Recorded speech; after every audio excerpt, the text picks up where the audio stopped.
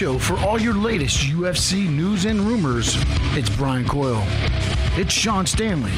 It's the TFM Live podcast. And it's now. What's going on, everybody, and welcome to TFM Live, the official podcast of bantamweight.com. I am Brian Coyle in soon-to-be snowy New Jersey, joined with Sean Stanley, who's in some nice part of the country, which I really despise. What do you mean? It's a blistering cold 68 degrees. It's 71 degrees right now. I'm supposed to get 6 to 12 inches of snow, coastal flooding, which will prevent basically any sort of travel for the weekend, essentially. So I think I got you one up there. Yeah, probably. I mean, we do have a 90% chance of rain tonight. Oh, poor you. Anyway. Hey, it pays to live in paradise sometimes. It does. It also pays to be Conor McGregor because, you know what? Obviously. He every time you think Conor cannot top himself, he goes out and does it. Because if you watched the UFC 197 announcement press conference, and if you're listening to this podcast, you probably did. Man, he was on point. Like, what were your impressions? I want to ask you first. Of this Conor during the entire press conference, showing up a half hour late. By the way, Holly Holm and Miesha Tate are fighting on this card, but everyone's forgetting about it because of the market. Yeah, after that display at the the press conference and everything. I mean, just the whole thing from the way he came in, dressed as he was to the statements he said. I mean, he called out Dos Anjos in his home country, and it's some of the wording that he was using. I was even laughing because he said, I have to rent Dos Anjos a hotel room in his own country. I mean, I was like, wow. He also called his kids Bob and Donald, which I found hilarious. I believe their names are Gustavo and Rafael. So so they're also fake Bob and Donald Dos Anjos Twitter accounts now, which is, I mean, great. He didn't let Dos Anjos get a word in. Yeah, I'm going to title the podcast "Pardon Conor's Interruption" because seriously, he took over once he got there. He completely took over, dressed as famed Mexican gangster El Chapo. Not words I thought I would say in a sentence when describing Conor McGregor, but that happened, by the way. Yeah. Yeah, and I mean, it got to the point where Dos Anjos was like, you know what, just ask him all the questions because he's not letting me talk anyways. Yeah, it's absolutely insane, and you can see my reactions to the press conference, Sean's reactions on our Twitters at BCool11 at SS Sports Talk, and for all of the Full Mount at the Full Mount, of course, on the FullMountMMA.com. But I mean, we gotta just kind of unpackage this. That we had Brazilian journalists asking about. Remember, Conor said he would fight Jesus. And then Dos Anjos had a very well-measured answer about it. And then Conor goes, no. Me and Jesus are cool. Gods recognize gods. And it's just everyone just starts laughing. And you can't help but be entertained by this. Even Dana White was back there trying to hold back the laughs. If you look at Dana White during that press conference, he just wanted to bawl laughing, I think, on some of that stuff. Yeah, it's just absolutely insane and Dana White got angry with Conor at one point because he was asking where's his belt in the poster because it's for the lightweight belt. Obviously, Conor's belt is not, so it's not a true super fight where both belts are on the line. And then Dana's like, it's for the lightweight belt. You're the challenger. Get over it. And going back, BJ Penn and GSP at UFC 194, when you look at their poster, both belts are on it. So Conor may have a point, but just to... Yeah, but I mean, the UFC is bent over backwards for this guy on numerous occasions. You can't tell me that he's going to want... Give Dos Anjos something, man. Give him something. Let him have the poster. Yeah, just let him... We'll always have the poster. Oh, boy. Conor is a and maybe a red panty party. Is that what it is, right? A red panty party? Yeah, it's a show. It's an absolute show. And hell, dude, I told you the other day he's got it. He's got it, the whole thing. He's the whole package. He's got the showmanship, and he can fight. Yeah. So I mean, until somebody knocks him off that perch, he can keep doing what he's doing. Which I still think Dos Anjos has a very good shot at doing it. But of course, McGregor said he would dust him inside of a minute.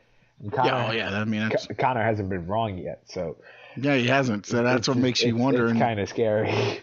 Yeah, and the fact that he talks, he gets you out of your game plan. And Dos Anjos didn't look like he was getting out of his game plans, but then when you look back at the Aldo fight, you didn't think Aldo was out of his game plan, and then he walks out there and he tries to go fist to fist with the man and gets knocked out. Yeah, and Aldo's still asking for a rematch, which probably won't happen anytime soon. So, I mean, he better get used to fighting somebody else in that division because that's not going to happen. And Conor also said he was going to go for a third belt.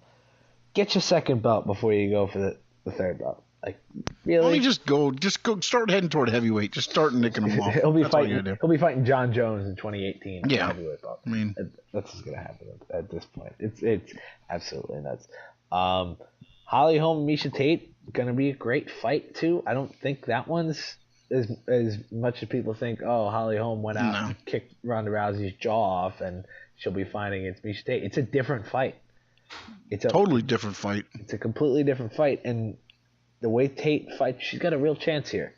It's not like, I mean... Yeah, it's good. I think if she can keep it ugly, she'll have a great chance of walking out with the belt. And we don't want to be talked negative about the way Tate fights. That's just the way it is. And no, yeah, I mean, I don't mean it being anything. She just likes to take you down. She likes to ground and pound. And it's a smart thing to do against Holly Holm, who has a boxing background. Yeah.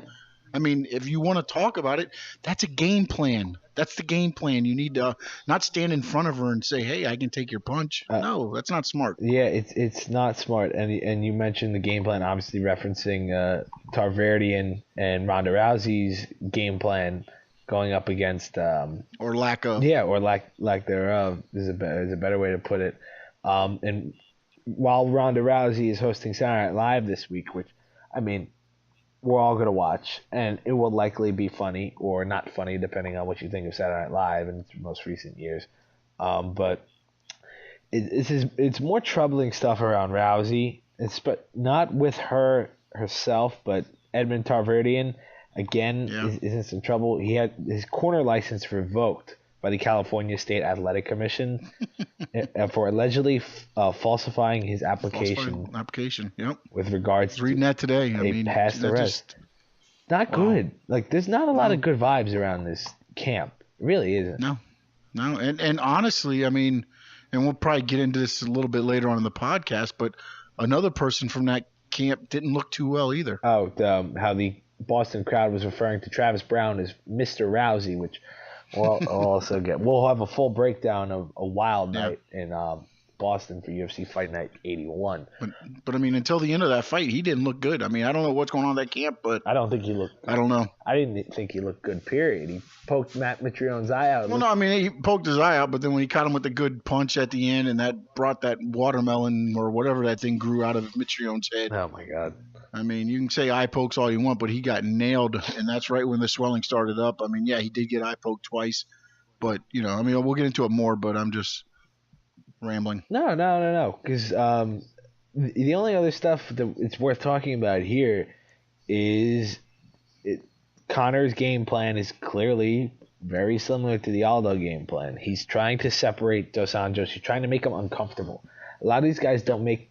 When Conor runs into a guy that can talk back, the Diaz brothers maybe being an option, possibly Nate Diaz, I will love to see. I will pay money just to watch them talk at each other because that, or if somebody just stands up to him and be like, you know what, here, that's your press conference, and just walk out, just to do something to where you just don't sit there and let him constantly berate you. You know what I'm saying?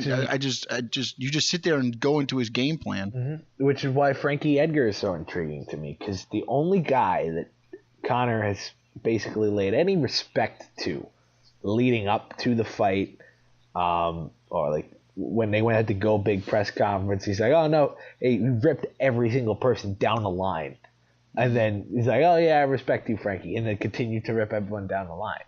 So Edgar's this kind of figure where, I mean, they set Frankie Edgar's camp is saying Conor's running for him. McGregor wants another shot at the belt to make more money. I mean, I get the angle. I don't think it's a smart idea, personally. But I get the angle, and people were saying this is really a quick fight for Conor. He was in the octagon for 13 seconds in December, so don't give me that either. Yeah. As long as he came out healthy out of that camp, and this is gonna, like he said, steak for breakfast, lunch, and dinner. Like, he doesn't have to weight cut for this one either. Yeah, but also my question is, didn't he say at the end of that fight that he had a knee issue? That was in that camp. That was the Wasn't Mendez that at one. the end of? That was the. I thought also one, at the end of Aldo too. He said something about that. He said, I still wasn't 100% in this camp, and he was referencing something, but I can't remember exactly what it was. But I could swear he said something about that too at the end of that fight. I know he talked about a partially torn ACL when it got. Yeah, I remember Mendez. that was at the Mendez one. Yeah, I don't remember anything when it came to Aldo. Maybe, I mean, it could have come out. He took a shot to the face, but other than that, it seemed like he played out relatively clean. And for McGregor, that's huge. And the UFC is clearly banking on him fighting at UFC 200. So we'll see how everything progresses. But if McGregor comes out healthy out of this fight, you got your whatever, like whether he wins or not, you've got your main event, obviously, unless John Jones has anything to say about that. And it's looking more and more like, with the governor of New York putting MMA into the budget, which I don't want to get all political on everybody, but basically what that means is we've got a really, really good shot of that Madison Square Garden card in April coming to fruition, which, I mean, I don't take lightly because we've been let down time and time again, but I think this time we've got a real chance to be really excited about a possible fight involving John Jones in his home state. Because if they're gonna do the Garden, that's the John Jones Daniel Cormier fight, easily. But I mean, McGregor as El Chapo, talking about Jesus, talking about like everything that if I recommend watching the press conference, it's pure entertainment. And again, he's pulling in people that wouldn't normally care about this kind of stuff. And a lot of people should love the sport like we love the sport, but sometimes it takes a little extra push, and I'm running into friends. Hey, my buddies, we were all watching the UFC press conference. It was insane. It was crazy. I'm like, there was 52,000 people live streaming that UFC 197 press conference on YouTube. Yeah. That's insane. Middle of the day, this is like a work day. Like, I'm sitting at my desk, like keeping an eye on it while doing other stuff. Like, this is a big deal, and people are gonna care about this fight. And if he goes and beats Dos Anjos, oh my goodness, it's gonna be insane. But I mean, we'll preview that more and more as it gets closer, because I have thoughts on how that fight's gonna go. But let's talk about the fights that we saw this previous Sunday night, which threw a lot of people off, of course. But because the way the divisional round, which, I mean, this was the best weekend in sports, given the fact that all four football. Plus, you had the Invicta fights too, man. Yeah. Can't forget about Invicta. Cyborg doing work. Oh, she looks like the real deal, dude. I don't know, man. I'm just saying. I mean, there still is a super fight possibility, just, not at bantamweight, as Ronda Rousey was previously mentioned. But speaking of game plans, the Cheetah fought Cyborg. I cannot think of her name right now. But she just grabbed her leg and held on. Yeah, that was her thing for half the round. It didn't work. No, it didn't. Speaking of game plans, let's start. Do you want to start with the main event of Fight Night 81 and work our way up? We can work our way down. We can start the main event and work our way down. Okay. Dominick Cruz, TJ Dillashaw. Dominick Cruz, after 3 ACL surgeries, a torn groin, is your new UFC bantamweight champion of the world. Now, is that fair or foul on your part, Sean? Because remember, I ranted and raved about Carlos Condit getting robbed on in his fight. Look, I mean, but this fight could have went either way. It could have went either way. With the thing, what I disagreed with was both 49-46 cards. I don't know, I mean, I can go with the 48-47 going with each fighter, this and that, because, I mean, there were some rounds that were easily won, and there was that one, I believe it was the first round, or was it the fourth? One of the first, I believe it was, that was kind of like a toss-up. It could have went either way, but then the other ones were kind of convincingly won. But, again, you don't leave the fight in the judge's hands, and I mean, especially something that close, and did, the Cruz, everything he's been through and what he did in there. I mean, he made Dillashaw fight his fight. He turned it into a Dominick Cruz fight, and it paid off for him in the end. I mean, he totally, whatever it was, I don't know what was up with Dillashaw, if it's the training, the change in camps, if it was whatever. It looked like it took him for a while. I mean, I understand with Cruz and his movement and things like that, it takes a while to get into, find your range and things like that, but it just seemed like it just took him extra long. And when he finally did start landing, again, he was throwing some that weren't landing.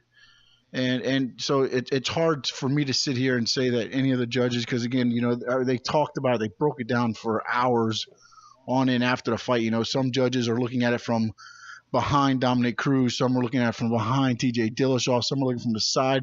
So punches look like they land when they don't. Punches, might look like they're close and they're really not. So look, Dillashaw left it in the judge's hand. He didn't end it, and however you want to look at it, was it fair? Yes. I mean, either way, I think it would have went. I don't think. I mean, I think the other fighter is going to feel robbed. Yes, but I don't think that it was unfair. I completely agree with you on a lot of points that you made. I thought the judges would give Dillashaw the fight at the end because you have the champion's unspoken advantage where you have to win the belt. I feel like that happens a lot. But I think that got trumped by everything Cruz did and how good he looked. Man, he looked absolutely outstanding. And I know I had the fight 3-2 to Cruz. Like, you can't hit him. Like, it was incredibly impressive. Forget about the injuries and, coming off of that, obviously, it's like, oh, my God. And Dillashaw criticized him for being the decisionator. Pointing his way. Cruz, it happened exactly how we laid it out, pretty much. But again, it goes back to where how he is. So you got to get him out of his element, and he never did that. No. Dillashaw never got him out of his element.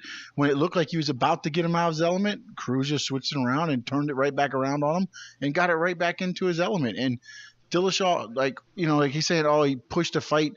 Yeah, I mean, I don't know about that because, Cruz makes you chase him, but then when you chase him, he hits you with a couple counters and he gets the points. Again, what do you want to call him, the decisionator or not? You can call him the champ now. Yeah, that's exactly – there's no way to better put that.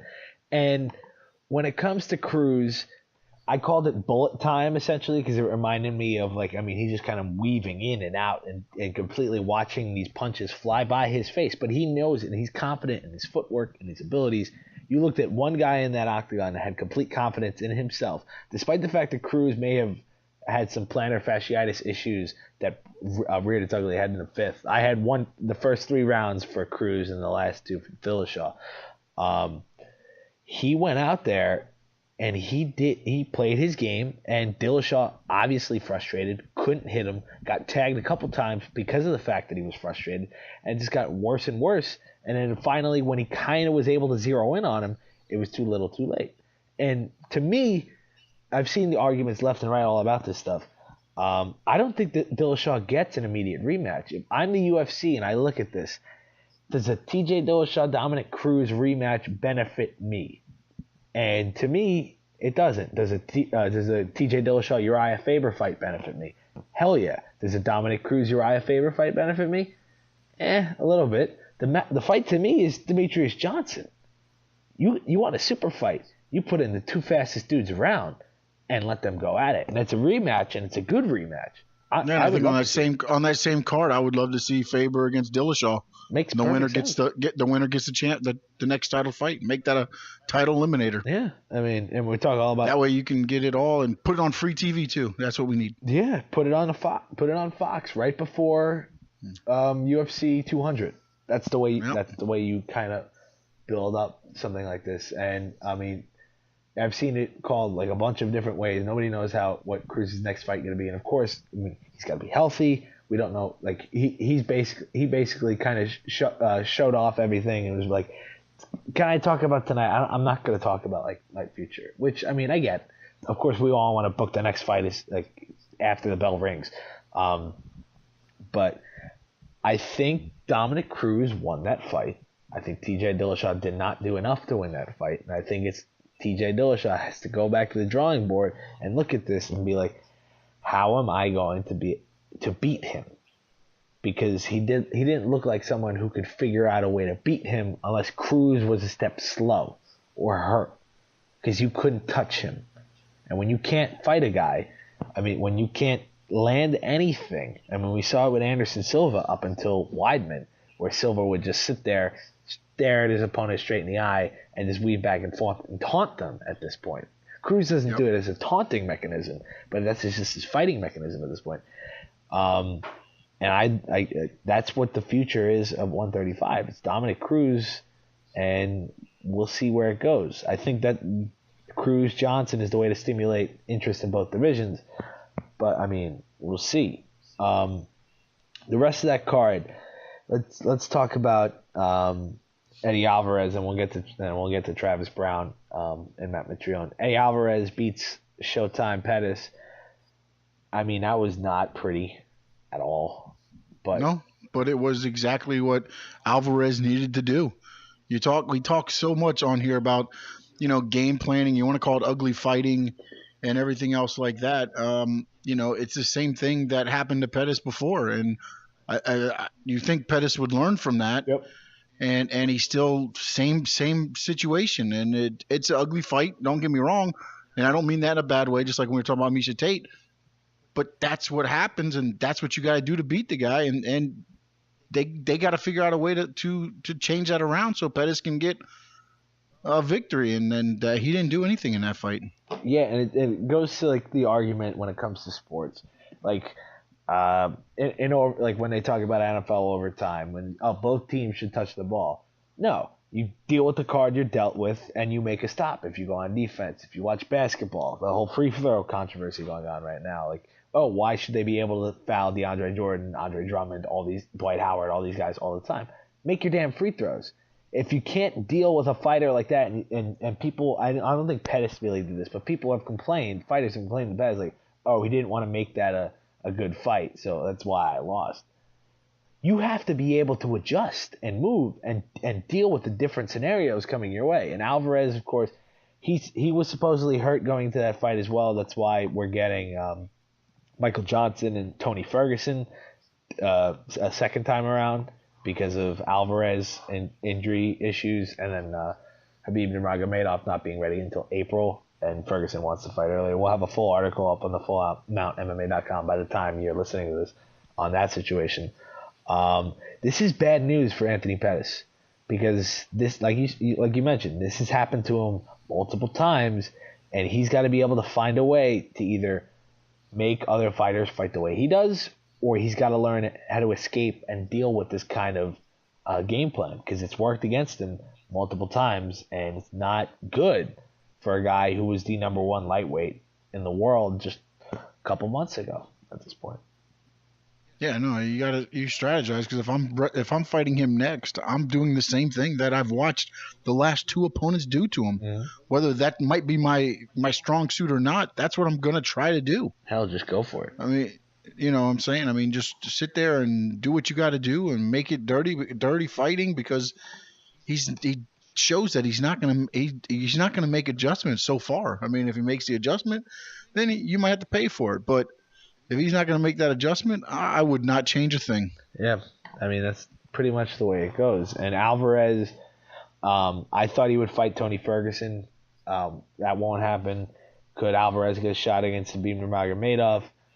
Could he get Nate Diaz next? There are options for him. I don't think that was deserving of a title shot after McGregor, obviously. No. He's close. He needs one more solid performance against somebody better than him. Essentially, it allows him to move up into maybe title eliminator contention now. Yes, he's still a fight or two away, but he's moving up now. Somebody who, in my mind, definitely is not moving up despite their win would be Travis Brown. We talked about the eye pokes. Matt Mitrione looked like he had a giant light bulb growing out of his face. It was an uninspiring performance, to say the least, against a guy, in my mind, Mitrione, really, barely kind of hanging on the UFC roster. I mean, he was ranked, but heavyweight rankings, of course, are a little bit fuzzy. Yeah. And I think I could get a heavyweight ranking. hey, man, go for it. I might. We can get some more connections, more insider interviews. That'd be sweet. There we go. But, I mean, Brown was slow. He was kind of not. It was almost like a hand-fed opponent for him, a guy that just stood there. Yeah. And he still couldn't do anything with him. I mean, you had the awesome slam, but of course, but that was after Mitrione couldn't see out of one eye and was also probably freaking out about everyone staring at him, because that was one of the nastiest kind of visible injuries that you've seen in a while. Oh yeah. I think, and the most disappointing thing is, Andrei Arlovski and Travis Brown had one of the most exciting rounds in UFC history not too many months ago. Like before this fight, Brown had that crazy fight with Andrei Arlovski, and it was like, oh my god! I think what happens though is all these guys start hearing all this like, oh, if he looks good in this fight, could he be the next opponent? And then they try not to lose the fight, man. Just go out there and do your fight. Do your thing. And do your thing and let the chips fall where it may. If you get caught, you get caught. But go out there. I mean, to me, it just hurts more and more people as they go out there and they like dance around and land a couple punches here, a couple punches there. And that's not you're not a mover and a shaker. You go out there, you throw fists. If you can get them, you slam them down and go for the kill, man. Not this. They try to be all fancy and try not to lose, and now you probably just hurt. To me, you would hurt any chance you had. I mean, unless something crazy goes, but I mean, I don't see him anywhere near the title picture. Yeah. I mean, Alistair. I mean, he may because it's the heavyweight division, but that's about it. I mean, if Overeem re-signs with the UFC, which he likely will, you can do the rematch. I heard people saying the winner of Rothwell and Barnett, which of course is 2 weekends from now at Newark in the Prudential Center. I think the loser of Rothwell Barnett makes sense for Brown. I don't think you reward him with a guy who is ranked above him after this performance. I don't. Yeah. I don't understand. I mean, unless you have nothing else. Yeah. I mean, again, I don't know what they're looking at right now, because to me, to me right now, the way they're lining everything up, 200 is just going to be UFC 200. Yeah, it's weird how this is all kind of setting up.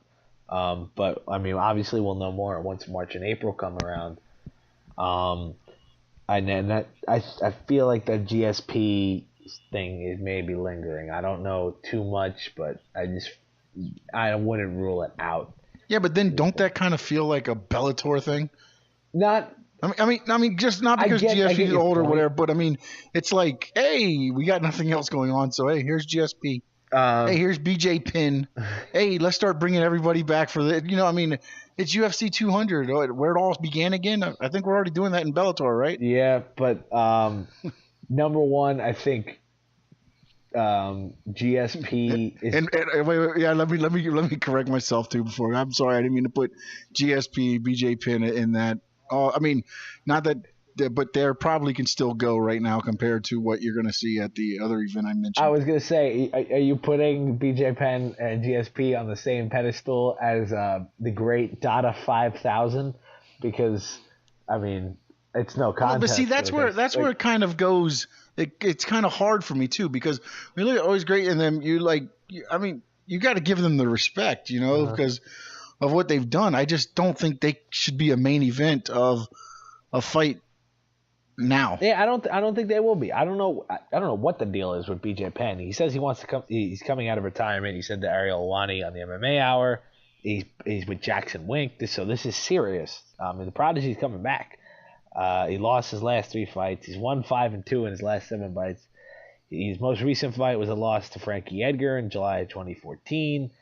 He wants to fight Nick Lentz, who they have this basically Twitter war going on. Is that what we do now? We have Twitter wars and we just challenge them to octagon fights? He said the lion doesn't care what the sheep thinks, which, I mean, I don't know if that's even the right quote for what he's trying to say. There's a lot of bad blood. Supposedly he wants to fight in April with him. It comes down to I don't want to get too much into the details of this kind of beef, but I mean, it deals with Mike Dolce and payment, money, like weight cutting. It's if you want to read about it, you can Google it. So it is Kimbo Dada 5000. Yes, BJ Penn will not be fighting on UFC 200. I can guarantee you that.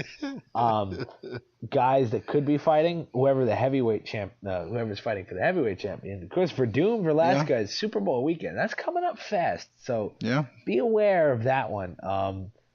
Verdum saying today he would have slapped Conor McGregor at the press conference. Maybe he'll have the chance to if Conor wants to make his way up and up and up.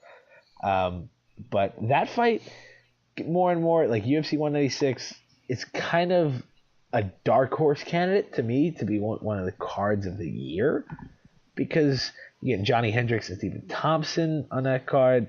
Vince St. Preux, who's always fun to watch.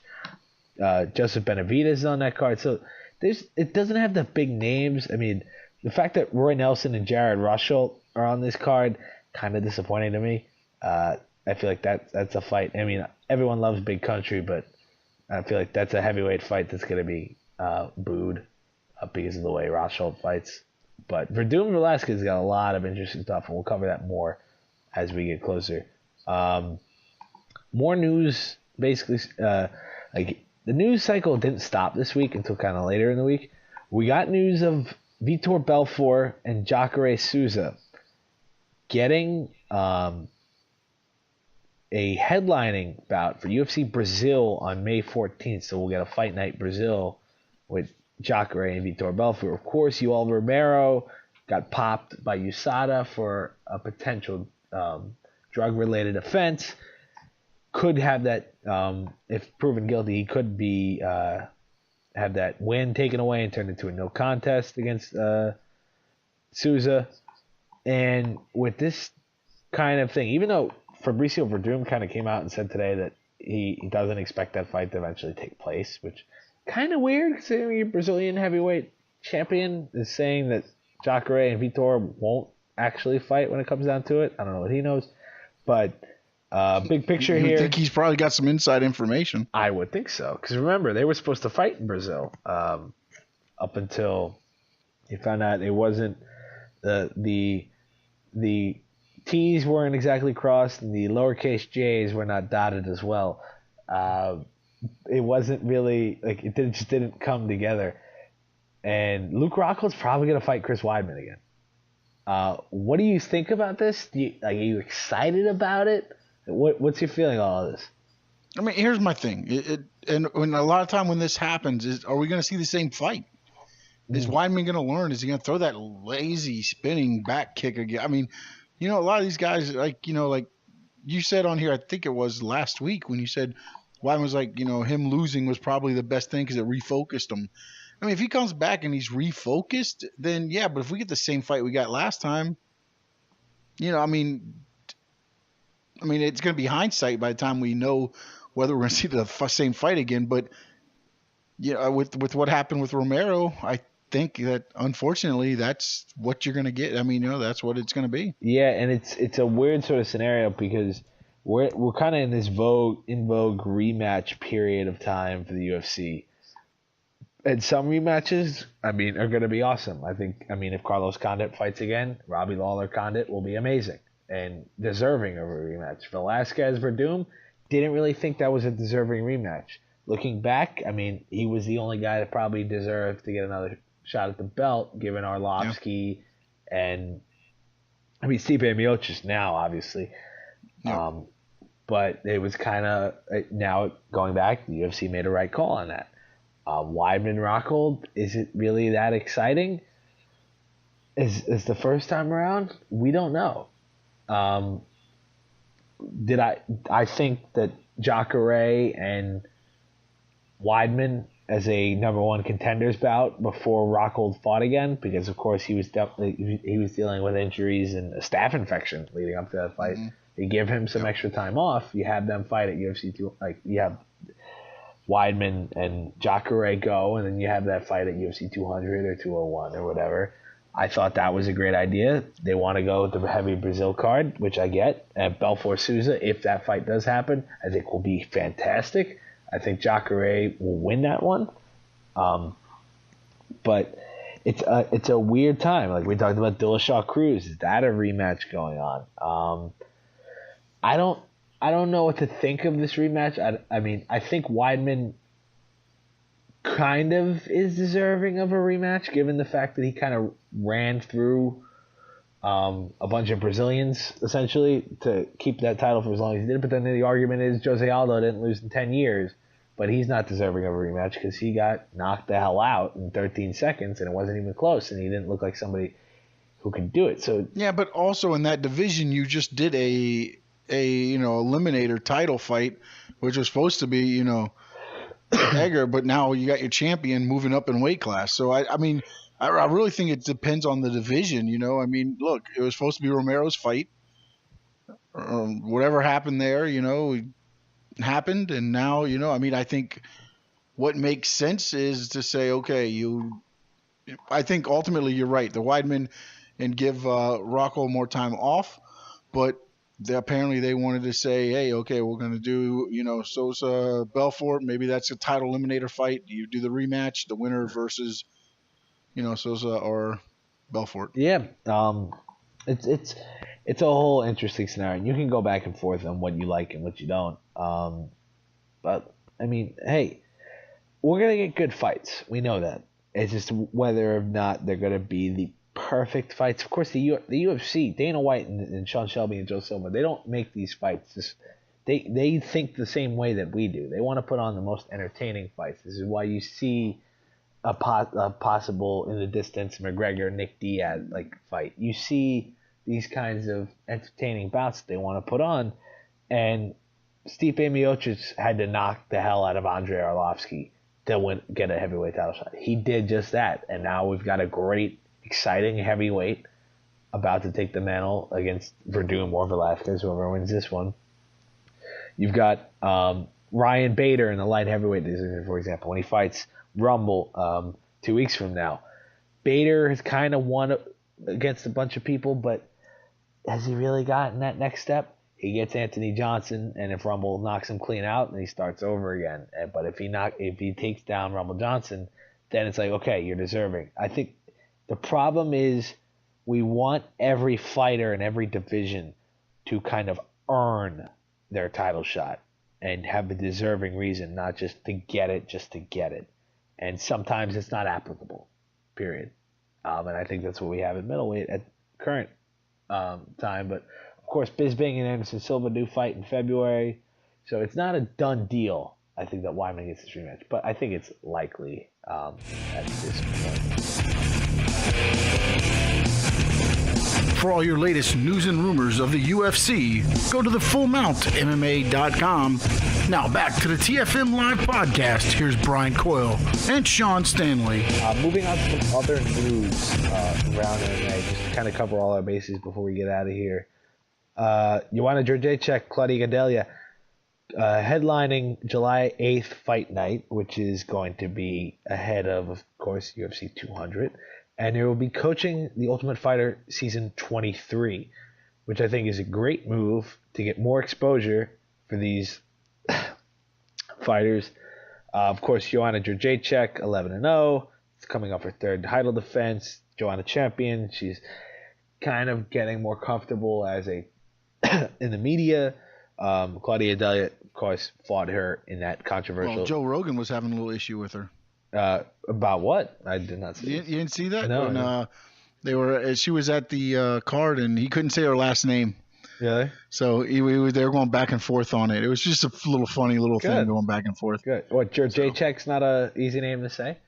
No, apparently not for Rogan. I can't say it either, so I think he would have been better off saying Joanna Champion. That's the go-to. I mean, it's like one of those things in sports when you see these guys with these long names, when you see, for example, the old Patriots tight end Homanau Brandon Maliuna. Like I got this from football. Like it just kind of sticks. Like once you say it a bunch of times.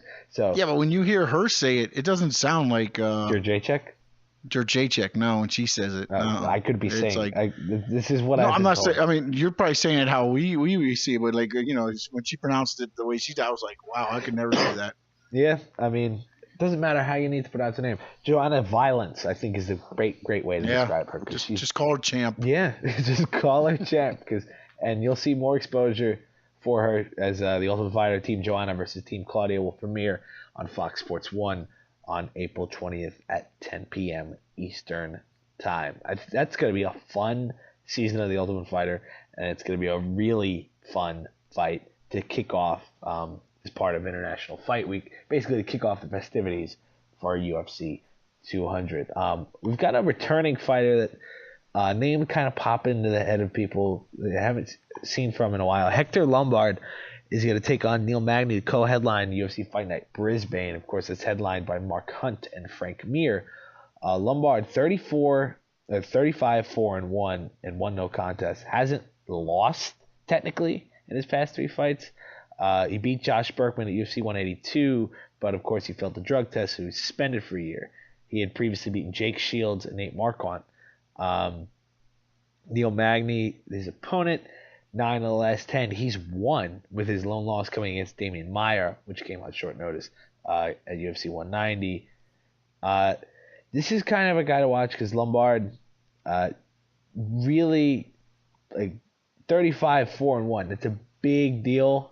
He was a welterweight contender. MMA Junkie, I believe, had him ranked as their number 8th in the world. UFC hasn't ranked him because he's been suspended. It's a name to keep an eye on in that division because this guy really packs a punch. He's got a bunch of judo in his arsenal. It's just one of these names that, like, when we write the article and we find out the news, it's like, oh, yeah, whatever. But this guy, despite being 37 years old, he's working with American Top Team. He's got a history of being a very good fighter, just not a lot in the UFC. So just keep an eye on him as you go along. Is there any other kind of nuggets of news that you saw that kind of maybe escaped my eye, Sean? Not really news, but a little tidbits. There's a little news on the guy that Gall's supposed to be fighting. Apparently, I saw a picture of him with Northcutt. Yeah.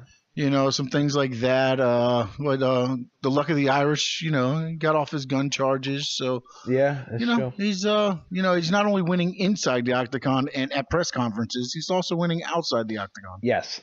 Mike Tyson gave advice for Ronda Rousey on Conan the other night, and he's also, I believe, UFC in the UFC 2 game. Yes, he is in the UFC's second game to hit the next generation of game consoles, UFC 2. Mike Tyson is a playable character, which is kind of weird but makes sense, right? That's kind of the way I saw it. Like, it kind of makes sense that Mike Tyson be in it. He offered advice to Rousey on Conan, and it was really, like, it wasn't, like, hilarious. It was like, this is, like, serious advice from, a guy who was once the heavyweight champ of the world and still to this day, I believe, was the hardest puncher that anyone's ever seen. He said she has to understand we're in the hurt business. I don't care if you're the king of the hurt business. We're in the business where we get hurt. And she's got to be seen, come out of the house. I see that she's been seen around. Show your face. You're human. She's just unfortunate that she's a Goliath. David is a great king. He's done great things. He beat the civilization, but he's more famous for beating Goliath, of course, referencing Holly Holm as David. He's right. And Rousey is embracing. She's back into the spotlight, back into the media, and of course she'll be back into the octagon. It seems like later rather than sooner, but of course that will be the case. I think, and Tyson wasn't the only legendary boxer to make some noise in MMA. George Foreman, the legendary George Foreman, as many people know him today, the inventor of the George Foreman grill, of course. The legendary boxing champ said he regretted MMA was not around in his day. I could have gone far with a good trainer. Which is one of those things like, if this sport was a little bit older, what kind of athletes would we have been seeing, and how far would it? Well, not only that, but would boxing be what it is? Would boxing have been what it was if MMA had existed? Yeah, I mean, because think about it. I mean, if you had Tyson in MMA, Foreman MMA, if Foreman's in MMA, is there a Tyson? Is there, I mean, it could have changed a lot of what we've seen or what we saw as we grew up. Yeah, and the funny thing is, with all of this, Deontay Wilder, I mean, we don't really talk about boxing on the show, but Deontay Wilder had a massive knockout over the weekend on Showtime, free TV. Not a lot of people are talking about it. No. I believe, let me get my numbers right with this. UFC Fight Night 81 pulled in the second highest Fox Sports 1 ratings for a UFC show, with 2.2 million people watching that. Conor McGregor had the most, obviously, when he beat Dennis Seaver with 2.7. That's really impressive. And it didn't have a playoff lead in. Yeah, not only that, it was 10 o'clock on a Sunday night. Yeah. Like, I mean, and people are talking, like, I walked through an office where sports are, really talked about. In my other job at CBS Sports Network, people were talking about the Deontay Wilder fight, but they were predominantly talking about Dominick Cruz. I got 3 questions from people that I didn't even know watched MMA. Like, oh, that was really cool. It was like, this is it. Like, we talked about the UFC growing exponentially. For real, this is happening. And yeah, no, I mean, it's and the more Conor McGregor, I think, gets out there, and you start getting that casual fan, that they're going to start tuning into these shows. Yeah, it's especially when you put on such good product for free. Yes, and they take great advantage. They've put the right fighters on free TV for exposure. Yeah. And I mean, McGregor called out Dos Anjos for fighting on free TV. There will be that standard when it comes to those fighters, but I think it's still a great idea. And I thought that was a great idea, putting that fight on, exposing the world to Dos Anjos before he possibly fought Conor McGregor. So it makes people see what Dos Anjos is. So now you got them seeing him on free TV. Those casual fans are going to be like, well, if he did that to that guy, he might be able to do that to Conor. Yeah. And then that's when you start bringing them in. You start hook, liner, and sinking them. Absolutely. So that's pretty much all we got. Sean, who you got in the Super Bowl after my Steelers pick went downhill last week? Yeah, you went down. I don't know, man. Look, I can't go for. I got to go Broncos. Oh. And man, you know what? I thought the Panthers were gonna lay that egg last week, and man, that first half I was like, oh my goodness. And I can't go against them now. I got Panthers and Broncos. See. Problem is, Peyton Manning is a game manager. Don't want people to get upset about that, but he is. He can't win you the AFC Championship game. Brock Osweiler might be able to win the AFC Championship game. No, I'm telling you now, that Broncos defense. Oh, Broncos defense, phenomenal, my friend. They really are. And you know what? I can't say what Gronkowski said because we family it's show. His family friendly show. Yep. So, but you never know. Yeah. We'll see what happens. I mean, that's why they play the game. Never go against the best quarterback in NFL history, and I hate the Patriots. So there's your answer to that. The Patriot front seven, if they stuff the run, they have to make Peyton Manning meet them. It's going to be an interesting day. I agree with you on Carolina, though. I love Carson Palmer. Cardinals are a great team. I just think Carolina's a better team. You get the best player on the field in Luke Kuechly on the defensive side of the ball, and Cam Newton. I mean, despite the mothers in Seattle, he's a really good player and a really good guy too. He won the Ed Block Courage Award for his team too.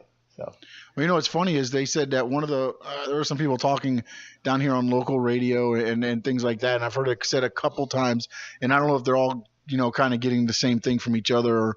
How the radio thing works, but they're like probably the one person in the NFL that could really cover Rob Gronkowski is the Panthers quarterback.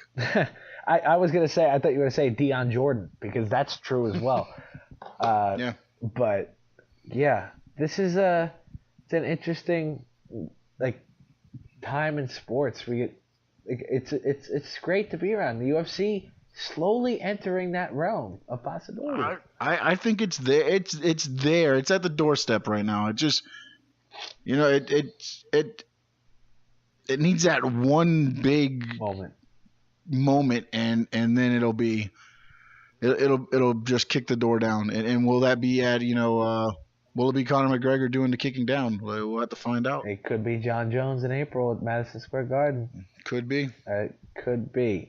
Thank you guys for listening. Remember, you can find us online at thefullmountmma.com, at bcore11, at the Full Mount, at SS Sports Talk on Twitter.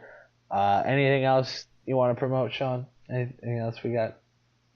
I think I'm good, man. All right, we'll be back next week. Sorry, we've been a day late with some of these. We have recording issues.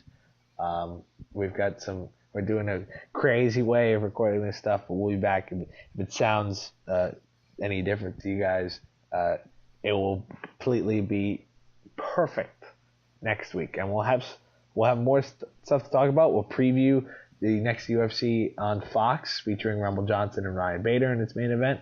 So we'll have plenty of stuff. Hopefully, I don't get snowed in. Hopefully, I can leave my house. So it'll be good. While you can enjoy the nice sunshine of South Florida. You know what? I think actually I'll be up in your neck of the woods next Thursday. Actually. Wow. We'll talk off air about that. Yeah. Maybe you can actually enjoy the snow. So for Sean, I'm Brian. Thank you guys for listening to TFM Live, the official podcast of fullmountmma.com. The TFM Live podcast is brought to you by thefullmountmma.com. Check us out on Twitter at the Full Mount.